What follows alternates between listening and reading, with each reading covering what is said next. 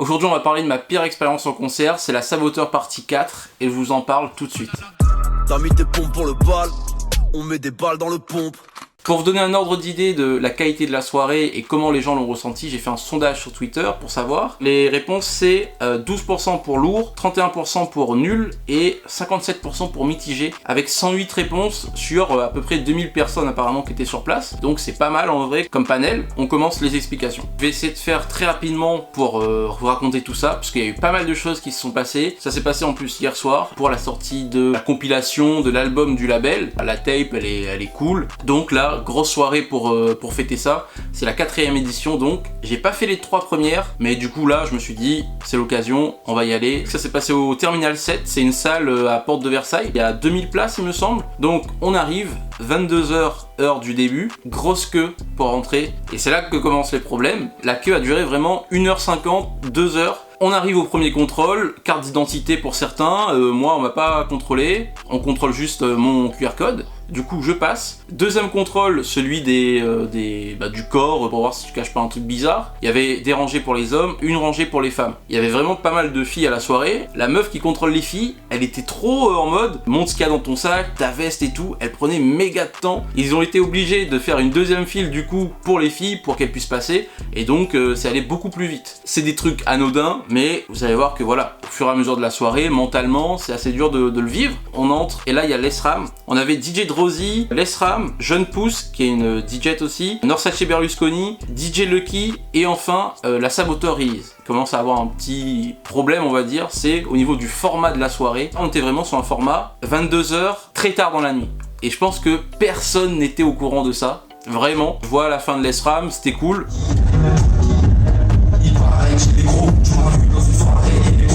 Ensuite, il y a Jeune Pousse qui arrive. Jeune Pousse, c'est une DJ, il y a du rap américain, les gens sont contents.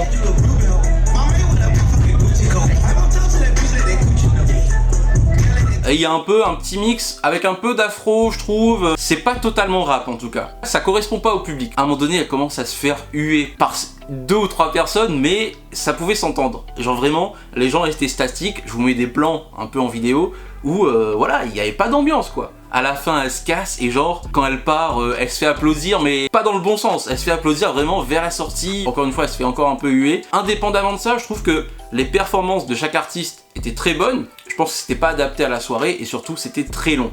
C'est ça que je veux dire, c'était méga long. Jeune Pousse se finit. Là, il y a Norsace Berlusconi. Moi, j'adore. Je suis là en mode, ok, Norsace, c'est lourd et tout.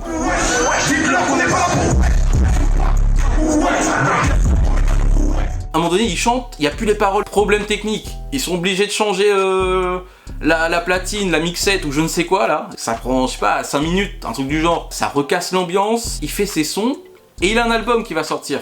Norsace, le mois prochain. Et il balance des exclus. Une exclue, 2 exclus, c'est sympa. Et là, il en a balancé 4. Il me semble qu'il a balancé 4 exclus. Et sauf que le public connaissait pas les paroles. Ça faisait comme ça. C'était comme ça la soirée. Gros pogo quand même, c'était lourd. Il s'en va, carré. Ensuite, DJ Lucky, qui est le DJ de Esprit Noir, il est assez connu, vous avez peut-être vu dans une vidéo de Check. Et lui, il est fort, il est très fort, il passe des sons lourds, rap américain, rap français. Il te met 30 secondes d'un son, il passe à l'autre, c'est lourd.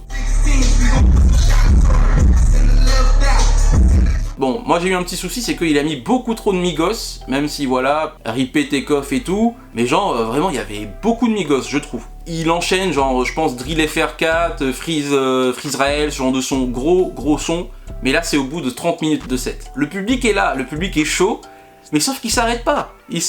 Les prestations étaient méga longues. Il repasse sur un peu des classiques américains. Vas-y, en fait on était là pour du rap FR. On était là pour Saboteur Gang, le public n'était pas là pour ça. En tout cas pour ces prestations-là. À ce moment-là, ça redescend encore un peu. Le truc se finit, on passe au set suivant, qui est enfin les Saboteurs. Mais entre deux, voilà, il y a le petit changement DJ et tout. Et il commence à passer un peu de son américain. Entre deux, ça commence à huer. Et là, ils arrivent enfin. À 2h30 du matin, tu te dis putain, grosse soirée déjà, et là t'as encore à survivre ça. Puisque là, voilà, c'est vraiment les têtes d'affiche qui sont là. C'était des pogos de malades. Dommage, les absents Prince Wally, La Fève, Nekfeu aussi était absent malheureusement. Ce qui était cool, c'était que il y avait beaucoup de sons des uns des autres, c'est-à-dire que Ratus et Edge par exemple, ils ont fait une noyade.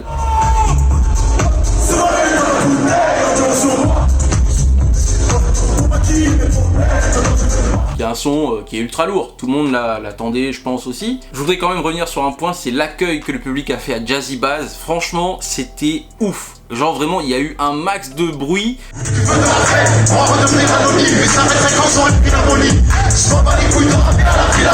En plus de ça, il enchaîne sur son feat avec Alpha One. Non, c'était trop. Là, c'était trop. À ce moment-là, tu t'es dit, t'es là en mode, vas-y.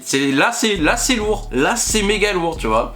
Et franchement, gros son. Les performances des gens étaient très cool en tout cas. Grosse performance sur scène. Ils étaient tous contents d'être là. C'était une longue soirée qui est passée rapidement au final sur la fin. Mais voilà, c'était trop long. Et peut-être qu'on va me dire que c'était pas un concert, du coup c'était vraiment c'est leur manière de faire des soirées quoi. Mais voilà, j'ai pas trop kiffé ce format là. Globalement, t'es obligé de souligner qu'il y a eu des trucs qui étaient pas bons et ça te fait baisser la note du concert. Au final c'était pas carré quoi. Mais belle presta.